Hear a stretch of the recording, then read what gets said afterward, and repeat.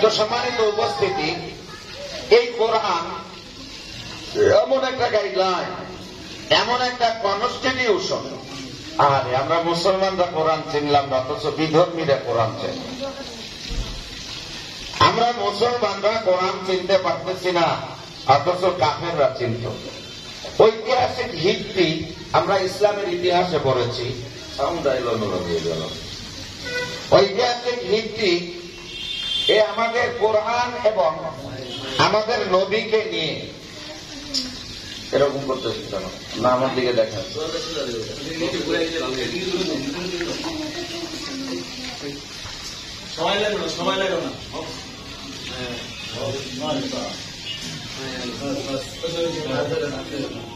তো ঐতিহাসিক ভিত্তি একজন ইতিহাসবিদ ছিলেন, অথচ তিনি আপনার আমার নবী এবং কোরআন সম্পর্কে কি বলেছেন?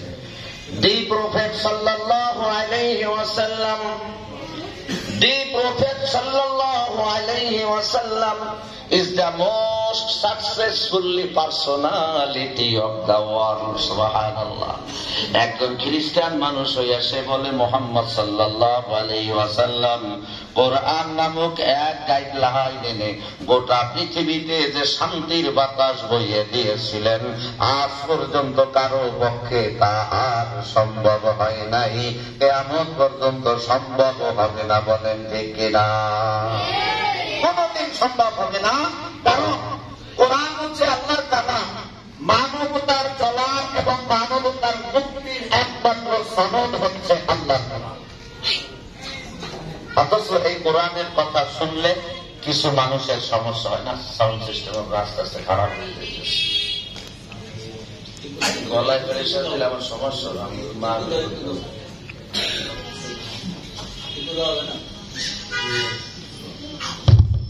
ভালো ছিল তো এই যে করতে যায় সর্বনাশ করে।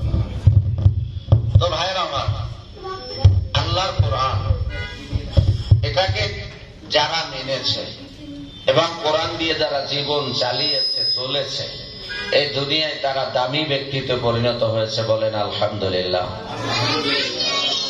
কিন্তু এই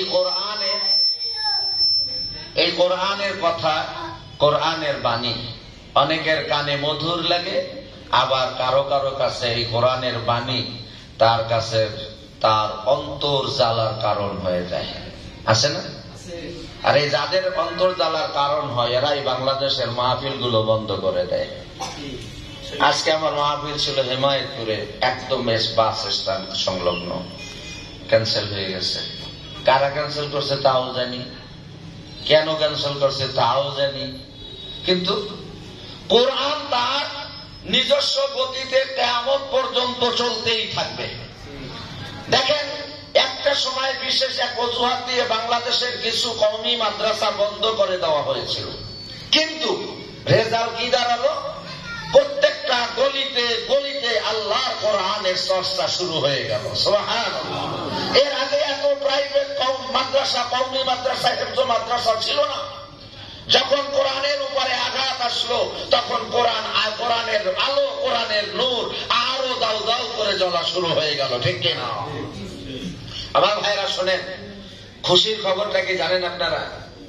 আমাদের দেশে তো অনেকে অনেক কথা বলে। কেউ বলে আমরা অনেক শক্তিশালী, কেউ বলে আমাদের অনেক পাওয়ার, অনেক ক্ষমতা, কিন্তু কারো কোনো ক্ষমতা নাই, ক্ষমতা আল্লাহর কোরআনের। ঠিক কিনা? আমার ভাইরা, OIC, organisation of Islamic conference, 59টা মুসলিম দেশ নিয়ে যে সংস্থা রয়েছে তার নাম হলো OIC, organisation of Islamic conference. এই 59টা দেশ নিয়ে যে মুসলিম সংগঠন রয়েছে, 2023 সালের ফেব্রুয়ারি মাসের লেটেস্ট প্রতিবেদন, তারা গোটা বিশ্ব তন্ন তন্ন করে খুঁজে দেখেছে। একবার সবাই সুবহানাল্লাহ বলার জন্য রেডি থাকেন। গোটা বিশ্ব তারা তন্ন তন্ন করে খুঁজে দেখেছে, কোরআন ছাড়া অন্য কোন ধর্মগ্রন্থের একজন হাফেজ পৃথিবীতে খুঁজে পাওয়া যায় না। ওই প্রতিবেদনে ওআইসি বলেছে, বর্তমান বিশ্বে কোরআনে হাফেজের সংখ্যা 5.5 কোটির উপরে। ভাই এটা তো 2023 সালের ফেব্রুয়ারি মাসের প্রতিবেদন। এই 2023 সালে অক্টোবর মাস থেকে শুরু করে আজ অবধি আমি অধন্ত প্রায় 500 ছাত্রের মাথায় পাগড়ি পরাইলাম বিভিন্ন মাহফিলে। আমি যদি 500 ছাত্রের মাদ্রাসায় পাগড়ি পরাইয়া থাকি, তাহলে আমাদের বড় বড় মুরব্বী বক্তা যারা, তারা কত হাজার ছাত্রের মাথায় পাগড়ি পরাইছে। এগুলো তো হিসাবের বাইরে। অন্য কোন ধর্মগ্রন্থ যেমন Tripitaka, Ramayana, Mahabharata, Zend Avesta, Veda, Bible, Old Testament, New Testament, Yajurveda, Samaveda, Rigveda, তাওরাত, জাবুর, ইনজিল, কোরআন, এই কোরআন বাদে যত ধর্মগ্রন্থ পৃথিবীতে আছে, কোন ধর্মগ্রন্থের একজন হাফেজ পৃথিবীতে খুঁজে পাওয়া যায় নাই।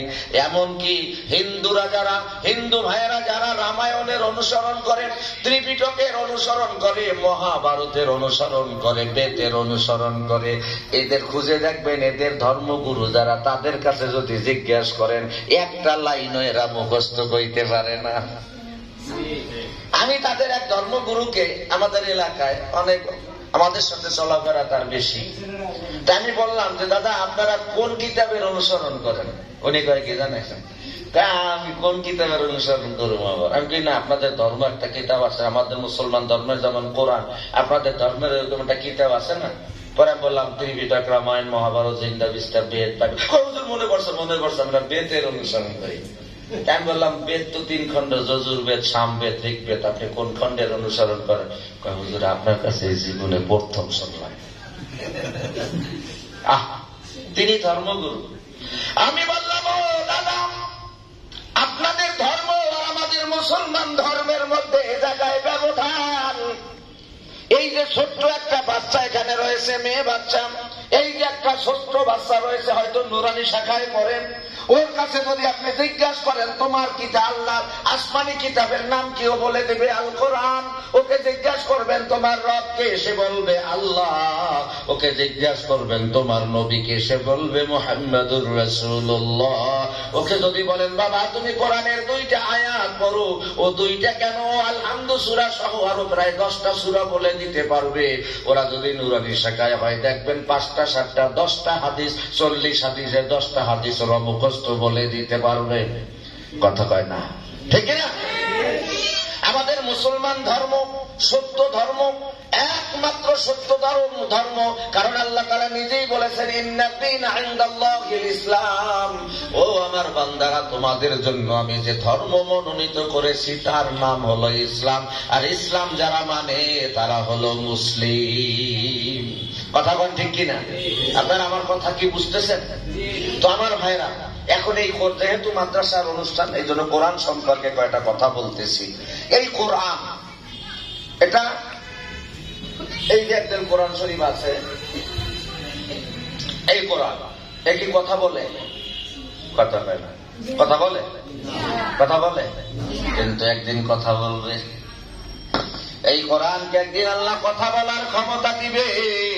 সেদিন কোরআন যার পক্ষে কথা বলবে সে যাবে ডাইরেক্ট জান্নাতে, আর এই কোরআন যার বিপক্ষে কথা বলবে সে যাবে ডাইরেক্ট জাহান্নামে। ও মুসলমান, দিলের কানটা দিয়ে শুনবেন, আপনারা যারা আপনাদের সন্তানদের মাদ্রাসায় পড়ান, আর এই মাইকের শব্দ যদি বাইরে কেউ শুনে থাকেন, আপনাদের উদ্দেশ্যে বলবো, যারা আপনাদের সন্তানদের মাদ্রাসায় পড়াইতে পারেন নাই, 2 জনের ভিতরে, 2 গার্জিয়ানের ভিতরে আকাশ আর পাতাল ব্যবধান। কারণ যারা কোরআন পড়াচ্ছেন, কোরআন শিখাচ্ছেন, এই সন্তান আপনারে জাহান্নামে রাইখা নিজে কোনোদিন জান্নাতে যাবে না। সুবহানাল্লাহ। আমার ভাইরা, যারা কোরআনের সাথে সম্পর্ক রাখবেন, আল্লাহ তাআলা পবিত্র কোরআন শরীফের সূরা ফুসসিলাত, এই সূরার আরেকটা নাম হলো সূরা হামিম সাজদা, 30 নম্বর আয়াত আল্লাহ তাআলা বলেছেন, যে ব্যক্তি দুনিয়ায় কোরআনের সাথে সম্পর্ক রাখবে, ওই ব্যক্তির মরণের সময় যখন ঘনিয়ে আসবে, আল্লাহ এই কোরআনকে একজন ফেরেশতার সূরত দিয়া ওই কোরআন প্রেমিক, কোরআন পাগলের চোখের সামনে দাঁড় করাইয়া দিবে। সুবহানাল্লাহ। আল্লাহ কি বলেন? আল্লাহ কয়, এই বান্দা, তোমার সামনে যে আমি কোরআনকে একজন ফেরেশতার সূরত দিয়ে দাঁড় করাইয়া দেব, শুধু তাই নয়, ওই কোরআন আপনার সামনে দাঁড়ায়, আমার দিকে দেখেন, এইভাবে হাত নাড়বে আর বলবে আল্লাহ তাখাফু। আপনাকে মরার আগে 3টা শুভ সংবাদ দিবে। কয়টা? 1 নাম্বার, আল্লাহ তাখাফু, ও আল্লাহর বান্দা তোমার ভয় নাই, কারণ দুনিয়ায় থাকতে তুমি আল্লাহকে ভয় করেছো, জাহান্নামকে ভয় করেছো, কবরের একাকিত্ব জীবনের কথা ভয় করে তুমি নিজে কোরআন মেনেছো, সন্তানদের কোরআন শিখিয়েছো, সুতরাং তোমার ভয় নাই। ওয়ালা তাহাজানু, কোনো টেনশন তোমার নাই, চিন্তা নয়। ওয়া আবশিরু বিল জান্নাহ, সবাই আমার দিকে দেখেন, এইভাবে ফেরেশতা বলবে ওয়া আবশিরু বিল জান্নাহ, তোমাকে শুভ সংবাদ দিচ্ছি ওই জান্নাতের। ওই জান্নাত যখন বলবে, আল্লাহ তাআলা সাথে সাথে ওই জান্নাত অর্থাৎ বান্দার জন্য বরাদ্দকৃত জান্নাতটাই তার চোখের সামনে তুলে ধরবে। সুবহানাল্লাহ। আল্লাহ সরাসরি জান্নাতটাই বান্দার চোখের সামনে তুলে ধরবেন, কারণ আল্লাহ রাসূল বলেছেন ঈমানওয়ালা ব্যক্তি যারা ঈমান নিয়ে কবরে যাবে, আল্লাহ তাদেরকে জান্নাত দেখাইয়াই মরণ দিবেন। আর একটু করে কইও মা, এখন ছোট বাচ্চা তাও কি সুন্দর সুবহানাল্লাহ কইছে, আপনারা কইতে পারেন না। ও ভাই,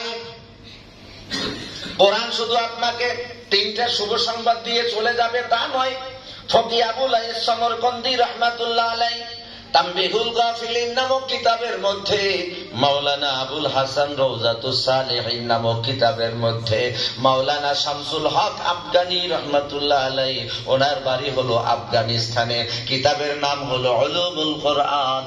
এই কিতাবের মধ্যে উল্লেখ করেছেন, ওই যখন জান্নাত চোখের সামনে তুলে ধরবে, জান্নাতের নাজ নেয়ামত আর অফুরন্ত সৌন্দর্য দেখে বান্দা ওদিকে তাকিয়ে থাকবে, এদিকে আজরাইল তার রূহ বের করে নিয়ে যাবে, বান্দা তেরি পাবে না।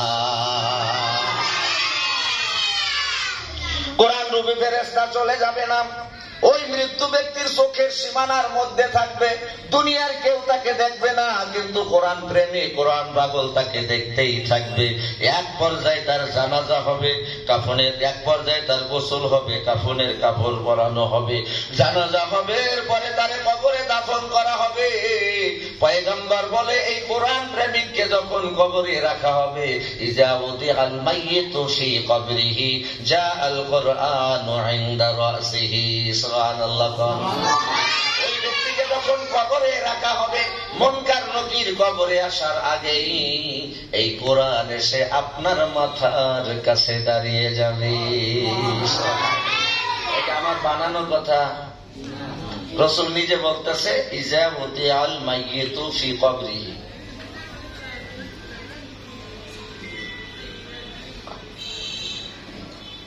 আসসালামু আলাইকুম।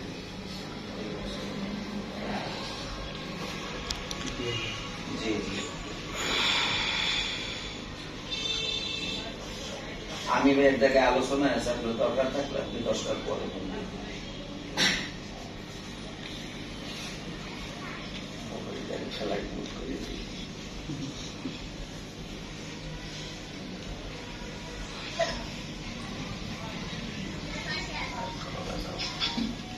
তো কোরআন রূপী ফেরেশতা আপনার মাথার কাছে দাঁড়িয়ে থাকবে। আল্লাহ রাসূল কাইজা উদিআল মাইয়িতু ফি কবরিহি, যখন মাইয়িতকে তার কবরে দাফন করা হবে, যা চলে আসবে কোরআন ও কোরআন ইনদা মানে নিকটে, রাসূল মানে মাথা, মাথার কাছে কোরআন এসে দাঁড়িয়ে যাবে। সুবহানাল্লাহ। এমন সময় মুনকার নকির কবরে আসবে, এসে দেখবে কবরে মৃত্যু ব্যক্তির মাথার কাছে একজন দাঁড়িয়ে আছে। বলেন তো মুনকার নকির কি পাওয়ারলেস না পাওয়ার আছে? তার আছে না পাওয়ার, ক্ষমতা আছে না তার? মাথার কাছে কাউকে দাঁড়ানো দেখে বলে কে তুমি, কে তুমি, তখন বলছে, তখন আমার দিকে দেখেন, যখন বলছে কে তুমি আমার দিকে দেখেন, ফকি আবুল আইস সমরকন্দি কত চমৎকার কথা লিখেছেন। তখন ওই যে কোরআন রূপী ফেরেশতা মাথার কাছে দাঁড়ানো এইরকম দেখায়, এর মানে কি? চুপ। কোরআন রূপী ফেরেশতা বলে চুপ, চিল্লা চিল্লি করবা না, আমার বন্ধুর ঘুম ভেঙে যাবে।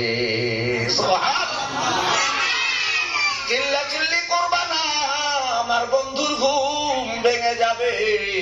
কথা বলার পরে মুনকার নকির ভরকাইয়া দেয়, সাহস হারাইয়া ফেলে। এবার বিনয়ের সাথে বলে, আপনি কে? কয় আমি আল্লাহর কোরআন। কয় আপনি আল্লাহর কোরআন থাকবেন লাউহে মাহফিজে, কবরে কেন? এবারে কোরআন নিজে আপনার গুণ বর্ণনা করবে। নাম্বার 1, কোরআন বলবে এই যে আল্লাহর বান্দা শুয়ে আছে, এই আল্লাহর কোরআনকে ভালোবাসতো, নিজে কোরআন পড়তে পারে নাই, সন্তানদেরকে কোরআন শিখাইছে। সুবহানাল্লাহ। নিজে ভালো আমল করতে পারে নাই, কিন্তু ওলামায়ে কেরামকে মহব্বত করতো, তালিবুল ইলমকে ভালোবাসতো, মাদ্রাসা মসজিদকে ভালোবাসতো। শেষ বয়সে এসে আমি কোরআনের সাথে এমন সম্পর্ক করে নিল যে এক ওয়াক্ত নামাজও আমার বন্ধুর কাজা হতো না। আমার কোরআনের বিধান ছিল নামাজ পড়তে হবে, নামাজ ছাড়ে নাই। আমার কোরআনের বিধান ছিল রোজা রাখতে হবে, তাই রমজান মাস আসলে ইচ্ছা করে গ্যাস্ট্রিক আলসার আর ডায়াবেটিস বানাই নাই। আছে না এমন মানুষ? রমজান আসলে ডায়াবেটিস, রমজান আসলে তারপরে গ্যাস্ট্রিক, রমজান আসলে আলসার, কত সমস্যা দেখাইয়া রোজা থাকে না। ঘরে রান্না না হইলে হোটেলে যাইয়া গরুর মতো খায়। আসে না নাই? কোরআন বললে আমি আল্লাহর কোরআনের বিধানগুলো আমার বন্ধু মেনে চলেছে, সে দুনিয়ায় আমারে সঙ্গে রাখছে। আমি কোরআন হলাম এমনই একটা বন্ধু, দুনিয়ায় যে আমারে সঙ্গে রাখবে, কবর থেকে জান্নাতে যাওয়া না পর্যন্ত আমি কোরআন তার সঙ্গী থাকবো। অনেক লম্বা কথা, সংক্ষেপে বলি। এরপর এক পর্যায়ে কোরআন মুনকার নকির জিজ্ঞেস করবে, ও কোরআন তুমি এখানে কতক্ষণ থাকবা? তোমরা চলে যাবার পরে আমার বন্ধুকে আমার বুকের মধ্যে নিয়া আমি এখানে শুয়ে থাকবো। ইসরাফিল যখন সিংহায় ফুৎকার দিবে, বন্ধুর হাতটা ধইরা আল্লাহর কাছে নিয়ে যাব, সুপারিশ করে জান্নাতে পৌঁছাইয়া তারপর আমি কোরআন আলাদা হব। একথা বলার পরে মুনকার নকির বলে, আল্লাহর কোরআন, আমরাও তো আল্লাহর নির্দেশে আসছি 3টা প্রশ্ন করার জন্য। কয়টা? কবরে কয়টা প্রশ্ন হয়? 1 নাম্বার, তুমি কোন দল করতা? 2 নাম্বারে তোমার নেতাকে, 3 নাম্বারে তোমার দলের পদ কি ছিল? এগুলো দিয়ে দেবো, কথা বল না কামিয়া, এগুলো দিয়ে দেবো। আমাদের দেশের কিছু দলীয় লোকদের দেখলে মনে হয় যে কবরে তাদেরকে এগুলোই জিজ্ঞেস করবে। এই জন্য আল্লাহ কোরআনের বিধান মানে না, রাসূলের তরিকায় চলে না, দলকে প্রাধান্য দেয় আর ইসলামকে প্রত্যাখ্যান করে। আল্লাহ সহি বুঝ দান করুন বলি আমি। আমার ভাইরা, কবরে 3টা প্রশ্ন হবে। তোমার রবকে, তোমার দিন কি, তোমার নবীকে, 3টা প্রশ্ন হবে। এই 3টা প্রশ্নের উত্তর যারা দিতে পারবে তারা তো বেঁচে গেল, ঠিক কিনা? কিন্তু আমার ভাইরা, যদি এই আল্লাহর কোরআন আপনার সাথে কবরে থাকে, দেখেন কি হয়। মুনকার নকির বলে 3টা প্রশ্ন করার জন্য আসছি। মুনকার নকির করবে সওয়াল, রবকে তোমার বলো। কয়টা হলো? দিন কি তোমার কে বা রাসূল, জলদি করে বলো। কয়টা? মুনকার নকির করবে সওয়াল, রবকে তোমার বলো। দিন কি তোমার কে বা রাসূল, জলদি করে বলো। ও তুই সঠিক জবাব না পারিলে রে, সঠিক জবাব না পারিলে পড়বি ঘোরাধারে। কবর ঘরের খবর নিলি না রে, ও তুই যাবি রে ভাই একা একা অন্ধকার কবরে। কবর ঘরের খবর নিলি না রে। আসেনি কবর ঘরের খবর? চিন্তাই করি না। যাই হোক ভাইরা আমার, মুনকার নকির বলে 3টা প্রশ্ন করার জন্য আসছি, কোরআন জিজ্ঞাসা করে উত্তর কোথায় পাওয়া যায়? মুনকার নকির কয় আল্লাহর কোরআনের সাথে সম্পর্ক থাকলে আল্লাহ তার ব্যবস্থা করে দেয়। সুবহানাল্লাহ। কোরআন তাহলে তো ভালোই হলো, এর সাথে আমার সম্পর্ক ছিল বলেই তো আমি কবরে চলে এসেছি। সুতরাং 3টা প্রশ্ন কেন? যত মনে চায় তত প্রশ্ন করো, একটার পরে একটা উত্তর দেব, কিন্তু আমার বন্ধুর ঘুম ভাঙাইতে দেব না। মক্কার নকিরের ফিতনা থেকে যদি বাঁচতে চান তাহলে কোরআনকে বন্ধু বানাইয়ে নেই, ঠিক কিনা? কোরআনকে বন্ধু বানাইতে পারলে কবরে কোনো ভেজালি থাকবে না। যাই হোক ভাইরা আমার, কোরআন যখন বলে যত মনে চাই তত প্রশ্ন করো, একটার পরে একটা আমার বন্ধুর পক্ষ থেকে উত্তর দেব, কিন্তু বন্ধুর ঘুম ভাঙাইতে দেব না। এটা বলার সাথে সাথে মুনকার নকির আর সাহস পায় না, একটু ফাঁকে যাইয়া ডাইরেক্ট হেড অফিসে ফোন লাগাইছে। ঢাকা হেড অফিস, তাই না? ডাইরেক্ট আল্লাহর দরবারে, ও মালিক কোথায় পাঠাইছো? ও কয় কি হয়েছে? আল্লাহ দেখতেছে না সব কিছু। তারপরে ভাই কেন কি হয়েছে? আল্লাহ কোরআন পাহারা বসাইছে, প্রশ্ন করব তো দূরের কথা, কবরে ঢুকবার পারি নাই। সুবহানাল্লাহ। প্রশ্ন করব তো দূরের কথা, কবরেই ঢুকবার পারি নাই।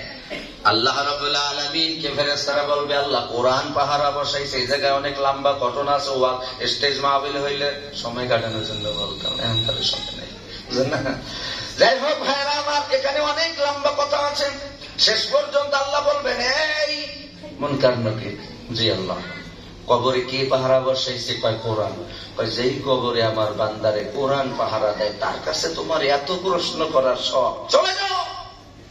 কোরআনের বন্ধু হয়ে যে কবরে আসবে সে শুধু কোরআনের বন্ধু না, কোরআনের বন্ধু হয়ে যে কবরে আসবে সে আমি আল্লাহর বন্ধু বটে। জিবরাইল কোথায়?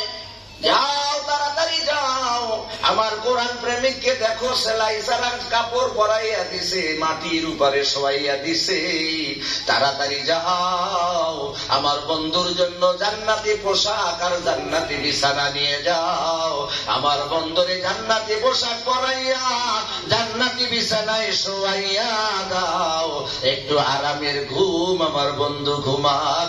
এরপরে আমি আল্লাহ তাআলা তাকে অত্যন্ত সম্মানের সাথে, তাজিমের সাথে তাকে এনে আমার জান্নাতে ঢুকাইয়া সর্বপ্রথম 100 প্রকার খানা দিয়ে আপ্যায়ন করব। আমার ভাইরা, এই যে কোরআন, এই কোরআনের সাথে সম্পর্ক রাখলে লাভ না লস? তাহলে কোরআন যারা শেখে তাদেরকে বলা হয় তালিবুল ইলম, আর যারা কোরআন শিখেছে তাদেরকে বলা হয় আলেম, ঠিক কিনা? হ্যাঁ, কথা বল না কেন? যারা কোরআন পড়ে শেখে তারা হলো তালিবুল ইলম, আর যারা শিখছে তাদেরকে বলা হয় আলেম। এই আলেম দেখলে আপনারা কইবেন জঙ্গি, তাই করবেন না?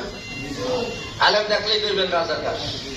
এই যে একটা, এই একটা, এই একটা, এগুলো রাজাকারের পোশাক। আল্লাহর কসম, যারা দাড়ি টুপি পাগড়ি দেখলে তাদেরকে জঙ্গি আর রাজাকার বলে গালি দেয়, কাল হাসরের ময়দানে ওদের জান্নাত তো দূরের কথা, জান্নাতের ঘেরানো ওদের নসিব হবে না, হবে না, হবে না।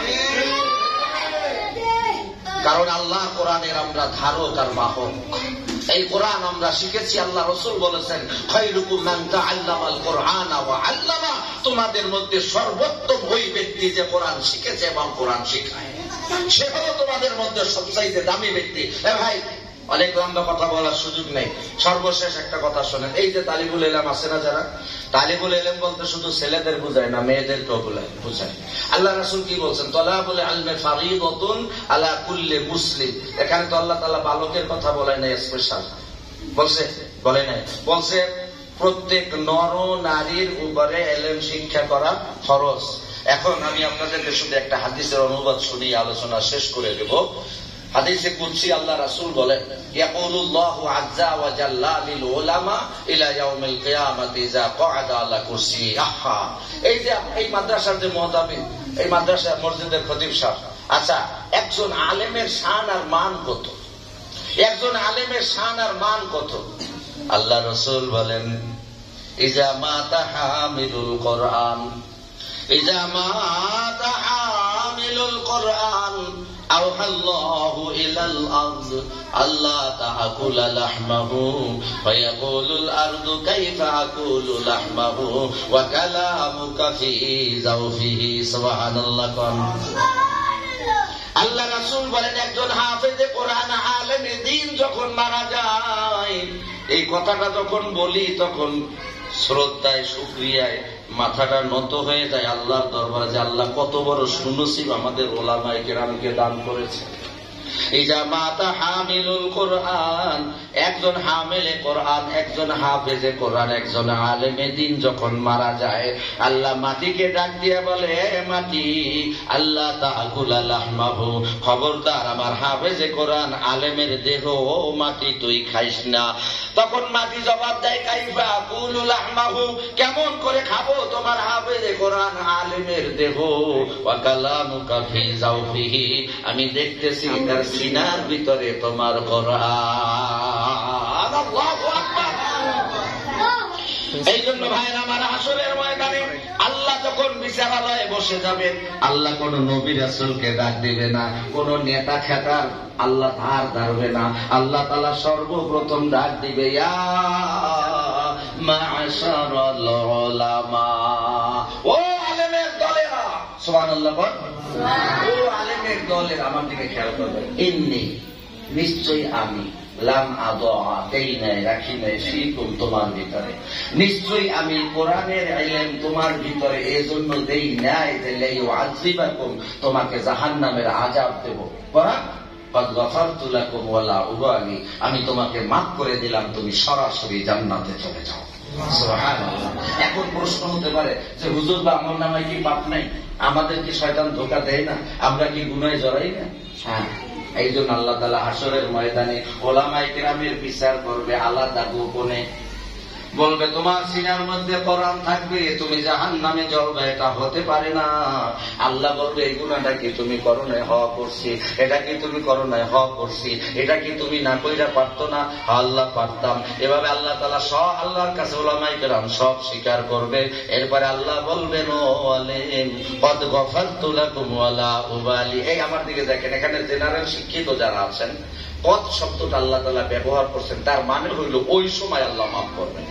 আপনারা যারা ইংলিশ ভালো বোঝেন, past perfect continuous tense, past perfect continuous tense এর মানে অতীতকালীন কোন কাজ সম্পন্ন হয়েছে কিন্তু তার ফল এখনো বিদ্যমান। ইংলিশে তাকে পাস্ট পারফেক্ট কন্টিনিউয়াস টেন্স বলে, আরবিতে তাকে মাজি করিব বলে। যেমন আপনি ভাত খাইছেন, আমার মনে আছে আমাদের ক্লাসে টিচারদের পড়াইছে, আপনি ভাত খাইছেন, আপনার সামনে আইটা প্লেট, অর্থাৎ আপনি যে হাত ধুইছেন সে প্লেট এখনো রয়েছে, এখন বোঝা গেল যে আপনি ভাত খাইছেন, ঠিক কিনা? অথবা আপনি ভাত খাইছেন, হাত ধুইছেন, হাত এখনো ভিজে, আপনি মুছেন নাই। সুতরাং এর দ্বারা প্রমাণ হয় যে আপনি খানা খাইছেন, ঠিক কিনা? খানা খাইছেন, এটা অতীত হয়ে গেছে কিন্তু ফল বিদ্যমান আছে, হাত এখনো পরিষ্কার করেন নাই। এটাকে ইংলিশে বলে পাস্ট পারফেক্ট কন্টিনিউয়াস টেন্স, অতীতকালীন চলমান কোন কাজ যেটা শেষ হয়ে গেছে। আরবিতে বলা হয় মাজি করিব। আল্লাহ তাআলা কয় কদ গফারতু লাকুম, অর্থাৎ আগে মাফ করে নাই, এই মাত্র আল্লাহ তাআলা মাফ করে দিলেন। সুবহানাল্লাহ, সুবহানাল্লাহ। আল্লাহ তাআলা মাফ করে দিবেন, বলবেন ইযহাবু, সুবহানাল্লাহ, ইযহাবু, তোমরা জান্নাতে যাও। আল্লাহর কাছে বেরেন, আল্লাহ বলবে, ও আলেমরা তোমরা জান্নাতে যাও। আমার দিকে দেখেন, সব আলেমরা ঠায় দাঁড়াই থাকে, একদম স্থির, কোন নড়াচড়া নাই, একদম দাঁড়িয়ে আছে। আল্লাহ কি হে সম্মানিত নায়েবে নবী, আল্লাহ সম্মান দিয়ে নায়েবে নবীদের সাথে কথা বলবেন, হে সম্মানিত নায়েবে নবীরা, আপনারা কেন জান্নাতে যাচ্ছেন না? আলেমরা জিগে আল্লাহ জান্নাত দিলেন জানাই। খুব গুরুত্বপূর্ণ কথা হইতেছে, শোন, তোরাও তোর কাজে লাগবে। আল্লাহ জান্নাত দিলেন কেন? সাধারণ মানুষরা যখন জান্নাত পাইবে, মায়ের কথা মনে করবে না, বাবার কথা মনে করবে না, কারো কথা মনে করবে না, যে বউরে নিয়ে 60 বছর এক বিছনায় ঘুমাইছে এর কথা মনে করবে না, সোজা বউ নিজে জান্নাতে চলে যায়। আর আলেমদেরকে আল্লাহ জান্নাতে যাইতে পায়, আলেমরা সোজা স্টিল বডি হয়ে রয়েছে। উল্টা জিগে আল্লাহ জান্নাত দিলেন কেন? এটা কেমন কথা? মান ক্বারাআল কুরআনা ফাস্তাযহারাহু ওয়া আহাল্লা হালালাহু ওয়া হাররামা হারামাহু আদখালাহুল্লাহুল জান্নাহ। আল্লাহ কয় তুমি কোরআন পড়ছো, হালালকে হারাম, হালালকে হালাল জানছো, হারামকে হারাম জানছো, এক কথায় কোরআন দিয়ে জীবন সাজাইছো, বিনিময়ে জান্নাত পাইছো। দেখেন কত চমৎকার কথা। এবার আলেমরা কয় আল্লাহ বুঝলাম, কোরআন শিখছি কোথায়? কয় কেন দুনিয়ায়? আল্লাহ দুনিয়ায় গেলাম কেমনে? আল্লাহ কয় তোমার মা বাবার উসিলায়। আর এবার আলেমরা কয় আল্লাহ এইটাই তো জানতে চাই, যে মা বাবার উসিলায় দুনিয়ায় গেলাম, কোরআন শিখলাম, আলেম হইলাম, জান্নাতের উপযুক্ত হইলাম, ওই মা বাবারে না নিয়া জান্নাতে যাব না। আলেম বানাইতে চান না, আলেম বানাইতে চান না, কারণ তাহলে উল্টা ফুলটা পয়সা আসবে না। হ্যাঁ, উল্টা ফুলটা পয়সা আসবে না। সরকারি চাকরি করবে, উপর দিয়ে লইবে আর নিচ দিয়ে লইবে, উপর দিয়ে লইবে বেতন, নিচ দিয়ে লইবে স্যালারি। আলহামদুলিল্লাহ। ছেলে কি করে? সচিবালয় চাকরি করে। কয় কত বেতন পায়? কয় বেতন তো লাখের কাছাকাছি, তবে সব মিলেই দিলে মাশাআল্লাহ মাসে 2-5 লাখ টাকা হয়। বাপেও খুশি, বলাই ঘুষ খায়, এজন্য বাপেও খুশি। নাউজুবিল্লাহ বলে। আমার ভাইয়েরা, আমরা যারা মাদ্রাসায় পড়েছি, মা বাবারে আমরা বিশাল বড় আলিশান প্রাসাদের মধ্যে রাখতে পারি নাই। আমরা মা বাবার পায়ের নিচে দামি গালিচা বিছাইয়া দিতে পারি নাই। কিন্তু আমি চ্যালেঞ্জ করে গেলাম, আজকের এই দারুল আরকাম মাদ্রাসার এই ছোট্ট একটা অনুষ্ঠানে চ্যালেঞ্জ করে গেলাম, বাংলাদেশের মধ্যে সবচাইতে বড় এবং জাতীয় বৃদ্ধাশ্রম হইল ঢাকার আগারগাঁও। এই আগারগাঁও থেকে শুরু করে বাংলাদেশে যত বৃদ্ধাশ্রম আছে, খুঁজে দেখেন কোথাও একজন আদনা আলেমের মা বাপকেও পাবেন না। কথা বলে, কারণ আপনারা আপনাদের ছেলেদেরকে যত হায়ার এডুকেটেড বানিয়েছেন, যত উচ্চ শিক্ষায় শিক্ষিত করেছেন, বিত্ত ভৈভব আর সম্পদের পাহাড় করেছেন, এই সকল সন্তানের বাবারাই একদিন বৃদ্ধাশ্রমে গিয়ে থাকে। কোন আলেম ওলামার মা বাবাকে বৃদ্ধাশ্রমে যেতে হয় না। কথা বলেন ঠিক কিনা? এদিকেও বিস্তারিত বলবো না। এক পর্যায়ে আল্লাহ তাআলা বলবেন, তোমরা কোরআন শিখছো, বিনিময়ে আমল করছো, জান্নাত পাইছো। যাই হোক, শেষ পর্যন্ত বলবে আল্লাহ মা বাপ কই? আল্লাহ আমার দিকে দেখেন, বলবে এই যে তোমার মা জান্নাতে, তোমার বাবা জাহান্নামে। এইরকম একটা একটা করে বলবে। আল্লাহ বলবে আমরা এদেরকে ছাড়া জান্নাতে যাব না। একটু পরে আনেন তো, আমার ডিস্টার্ব হইতেছে, আমি 5 মিনিটের মধ্যে কথা শেষ করে দেবো। হ্যাঁ, শেষ পর্যন্ত আল্লাহ বলবে কি, আল্লাহ এবং আলেম দুই গ্রুপের মধ্যে একটা পর্যায়ে সুলহে হবে। আল্লাহ বলবে যাও, তোমরা নিজেরাই চলে যাও, নিজেরা গিয়ে তোমার যারে মনে চাই তারে নিয়ে আসো। সুবহানাল্লাহ। এবারে আলেমরা বলবে আল্লাহ, আমরা যদি জাহান্নামে মা বাপ খুঁজতে যাই ঘুরে যাবো না। আল্লাহকে আমি যারা জান্নাতের পারমিশন দিয়েছি, জাহান্নাম তার একটা পশমও জ্বালাইতে পারবে না। সুবহানাল্লাহ। যাই হোক ভাইরা আমার, বিশাল বড় ঘটনা। এক পর্যায়ে তারা মা বাবাকে খুঁজে বের করবে। আর এখানে মজার একটা ঘটনা, হযরতে হয়তো জানেন মজার একটা কথা কি জানেন, এই যে বছরের পর বছর আলেমদের মা বাবা জাহান্নামে জ্বলছে, কোনদিন উপরের দিকে মাথা তুলে তাকাই নাই। এই যে হাদিসটা আমি আপনাদের শুনাইলাম, যে সন্তানকে আলেম বানাইলে সন্তান সুপারিশ করে জান্নাতে নিবে, এই কথাটা সন্তানরা যখন মা বাবার পদে যাইবে, ওই সময় আল্লাহ তাআলা ওই আলেমদের মা বাবার মনের মধ্যে এই ফিলিংস, এই টেন্ডেন্সি, এই অনুভূতি জাগ্রত করে দিবে। রে দুনিয়া না শুনছিলাম সন্তান আলেম বানাইলে জান্নাতে যাইব, তাহলে আমাকে তো নীতি আইলো না। এই কথা এতদিন মনে পড়ে না, আল্লাহ স্মরণ করাই দিবে। এবারে মা বাবারা উপরের দিকে তাকিয়ে দেখবে, ওই যে হাফেজ আব্দুর রহমান, ওই যে আমার মাওলানা, ওই যে আমার মুফতি সাহেব ছেলে। এভাবে দেখে বলবে বাজান আমি এই, বাবাই বলবে বাবা আমি এই। এবারে আলেম দৌড়াইয়া যাইয়া মাইরে বাবারে ধরাইয়া ধরে তাদেরকে নিয়ে জান্নাতে রওনা দিবে। এমন সময় সামনে দুজন দাঁড়ায় গেবে, এরা কারা? মা বাবা। তুমি অমুক না? কয় মা বাবার কথা মনে পড়ছে, আমরা দাদা দাদি না হইলে তোমার বাবারে কই পাইতা। ঠিক নেই? এবার বলবে হ্যাঁ কথা তো ঠিক, আসেন আসেন আসেন। আল্লাহ নিতে পাঠাইছে, মা বাপরে লইছে, দাদা দাদি। আবার একটু সামনে যায়, যাওয়ার পরে আবার কয় এই মাওলানা এরা কারা? কয় মা বাপ দাদা দাদি। এদের কথা মনে করলো, আমাকে কথা কেমনে ভুলে গেলা? আমরা নানা নানি না হইলে তোমার মায়ের কই পাইতা। এবারে নানা নানি নিয়েও লইবে। অনেক লম্বা ঘটনা, এই এক হাদিস দিয়ে সারা রাত কথা বলার মতো কথা আছে যদি জানা থাকে, ঠিক কিনা? সংক্ষেপে বলি, এরপরে আর একটু সামনে যাবে। যেমন মনে করেন এই মাদ্রাসায় কিছু হিতাকাঙ্ক্ষী শুভাকাঙ্ক্ষী আছে না?